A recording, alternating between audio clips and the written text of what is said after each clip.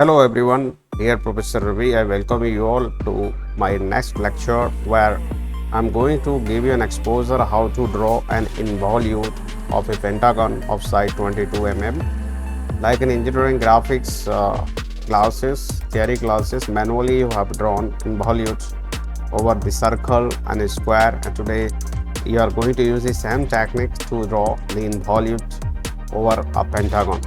So before starting this, we must understand the procedure. So procedure is very simple. We have to draw a polygon using the inscribed circle method.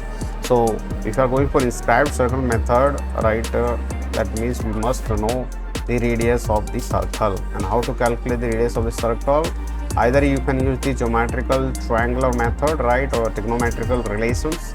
Like one side of this pentagon is A, right? If I draw the perpendicular bisector from the center, I can get a by 2 both sides, and I need to know the side length of this, that is R.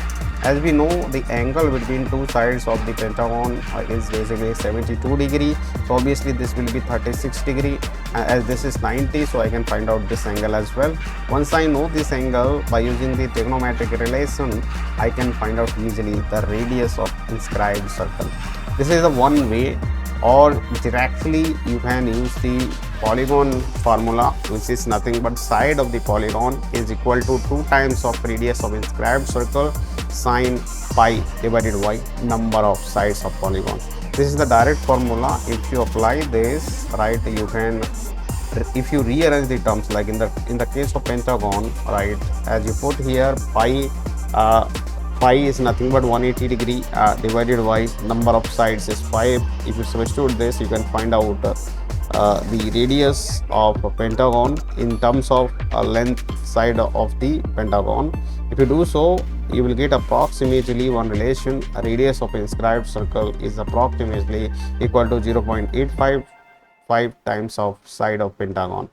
So in our case, side of pentagon is 22. So if you are going to calculate for this, if you multiply the value 0.855 to 22, you will get a value equal to 18.722 mm. So that will be the radius of the inscribed circle. So within that, you are going to form this pentagon. So let's go to draw this pentagon, right, in the FreeCAD. So this is the interface. Select the draft workbench, right, and go in the top view where you are going to draw the polygon. So this is the polygon command. Select the center. So I have selected the center. It's asking about two things here: number of sides, you can select to 5, and asking about the radius. So radius you can put what you calculated just now, that is 18.722, and just simply enter. So your polygon has been generated, right? Just go in the property view and convert into the wireframe. So this is your pentagon, but in our manual, if you look at, one side is parallel, so we need to make the one side parallel. So how to do so? Just select one side of the pentagon and go to the rotate tool, which is here, rotate. Just select this, asking about the local point. So I need to rotate about this point, asking about the angle. Select this side, right, select this side and rotate by 90 degree. Either you can enter here or manually you can do, right? So you enter better, you enter here 90 degree, exactly 90 degree it will be rotating. So 90 and press. So this has been generated, right? Now what is our next task? Our next task is to write the text over here, A, B, C, D, all around. So take the text command, right, and you can click over here, right, click over here and you type capital A, create. So this has been created. So exactly it's not on that, so slightly you move it, and when you're moving it, you can keep it over here, right? So A has been created. Similarly, you have to write all around.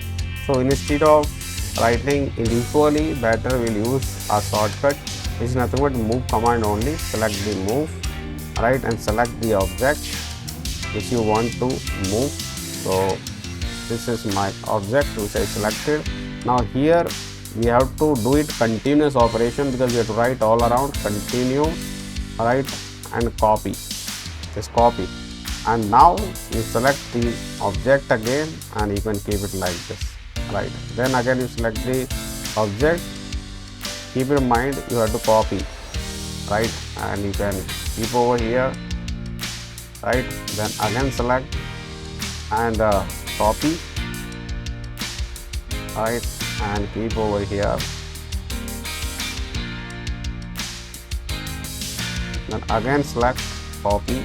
Like that you can write to n number of times, right?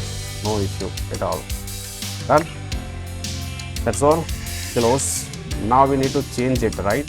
What is written here? So A, B, C, D, E. So we can start from this point itself. We can go to the data and we can change here to E, in bracket E, right? Then select text number 3, D.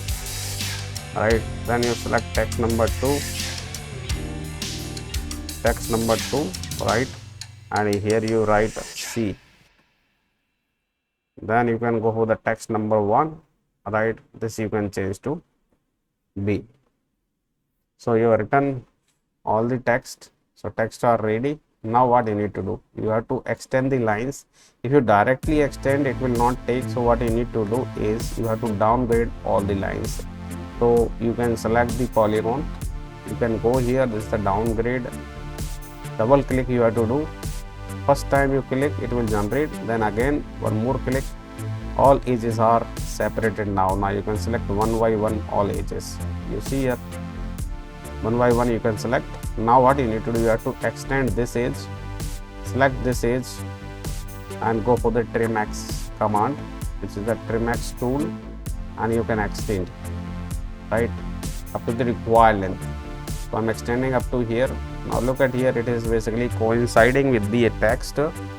So I will select this text and I will move it slightly outside. I'll keep it here. Okay. Now what you need to do, you need to take the arc command, because we have to draw the arc by considering this as center and a radius equal to side of this pentagon. So this is the basically arc command. Arc tool you have selected, center is here, and it's asking about radius equal to a point, and now asking starting angle, it is starting from here itself and going up to this line. This has been generated, right? This has been generated. Now look at here, here also one problem happened. This is intersecting with the text, so text you can move. So you can move, right, you can move this side, you can write the text here. Okay, now we need to write number here, right, 1 2 3 4 5. So better I will use that shortcut only. So I will use the move command and I will select the object. I will select this object and I will copy it, and we are not going continuously, just copy it and we have to move it. So we have to select this and we can move it and we will write here, right. Now you go in the property of it in data and here you can change to 1. Alright, so this is the first point. Now what you need to do, now we have to extend which line, this line need to be extended. So select this line, you go for trim X and extend it to sufficient length. I extended it up to here. Now C is center, take again arc, C is my center, radius equal to this point, right, and starting angle also this point, and we have to move up to this line. So this has been generated, you see, this has been generated. Now which line need to be extended, we need to extend this line, take this line and extend it up to sufficient length. I extended it. Now D is my center and radius is equal to D and this point. So let's suppose this point, again I will use the move command and I will take this first point, right, copy it, then again I will select this point and move to here, will write here and change to 2, change it to 2. Done. Now D is my center and D2 is my radius. Select the center and radius exactly equal to second point, right? Second point, static angle also second point, and going up to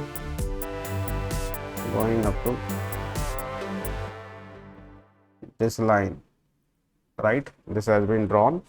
So this is the third point. I will be move and select this point, selected. Now copy it, again select it, then move and keep it here and change in properties, right? And property of it, right, you can change it to 3. Alright, so third point has been generated. Similar treatment you have to do this side also. Now which edge you need to extend? This edge need to be extended. So use the trimx command, extend it. Also this edge need to be extended, extend it. Alright. Okay. Now E is your center. Take the arc command. E is my center and radius equal to the third point, starting angle also third point, and go up to here. This has been generated. So now you can move this text number 7. No, not like this. First move, then you select the text, right? Now copy it, again you select this. Now you have to move it and you keep it here, and change to 4. Alright, now your E is the center. You selected D. Now your E is the D. Now your E is the center and radius is equal to 4A4. Take the arc again. A is my center. Radius equal to 4th point. Selected. Starting angle also select and move up to this point. So this has been generated. So take this point again, right, text move command, right, select the move command, select this point, right, and copy it, again select this point and move it to the last. So this is your 5th point, right, so change it to the 5. So like that you can generate the involute. Now look at what all things are pending. You have generated all the points, only dimensions are pending. Write the dimensions, then all dimension mm. Your diagram is completed. So just give the dimension. So go in the dimension, and I want to give the dimension from this point to this point, and you can keep it here. So go in the properties, adjust the things, right? So view, in view, arrowheads slightly you reduce, right, arrow size to 1. Dimension overshoot is okay, 1 is sufficient, right? Otherwise you can increase it, extension line to 1.5, and similar thing you have to write here also 1.5. It's called extension overshoot. Then flip arrow, yes, arrow need to be flipped through, yes. Now we'll go where we have to go flip text to true, and mm we don't need, right, so unit false. So dimension also written 22. So the diagram is almost completed, right? Now what you need to do, just put the outer border so that you can take a rectangle and you can keep it like this, alright. I will suggest better give some spacing because I need this exactly at center. So I will be writing like this. Okay, change it to the wireframe. So this has been change to the wireframe.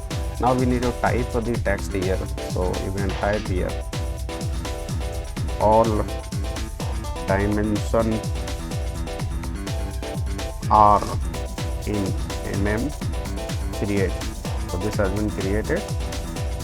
Now we need to write the name, code number, registration number. Just take the text and click over here. In one go, you need to write name XYZ, right? Registration number XYZ, exercise number XYZ, date XYZ, section, right, XYZ. So create. You created, this has come over here. Now look at here, font size. If you want to change, you can change. So if you want to change the font size, select all these text. Like you can go here, text, control key, text selected. Now go here. In single go, we are going to change the font size. Font size you increase to 7. Even you can go for 8 because it's not visible. Now it will be clearly visible. 8 written. Now we have to put the title block, right? So take another rectangle and close here, and obviously view, select again, and go in the display. All right, display mode, properties, view. We need to change it to the wireframe. So solid draw style. No. We will be here. Flat line to wireframe. So this has been completed. So your drawing is completed now in every aspect. So just you have to save it. For saving, what you need to do, first you make it center, right, and give the control P command. One more differentiation I need.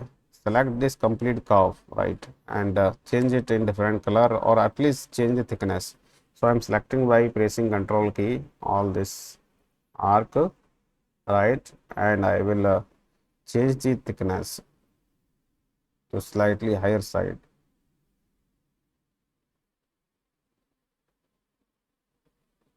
So it's asking about even you can give the color. First of all, change the angular deformation to 1 degree, and this as 0. This is okay. Now it will be looking perfect. Yes, now looking it is a perfect. Color you can change, or line widthness you can go to 3, right, and color also you change. So color I am giving like red. Okay, you see now your diagram is completed. Now just simply save it by control P. You change here portrait to landscape, right, and print. It will be asking where do you want to save. You can select your drive. I am selecting here something in my desktop, XI number 5, and I have saved it. So like that you need to save your drawing. So I hope your doubts may be clear. Still, if you are having a doubt, write in the comment section. See you in the next class. Have a nice day. Good day.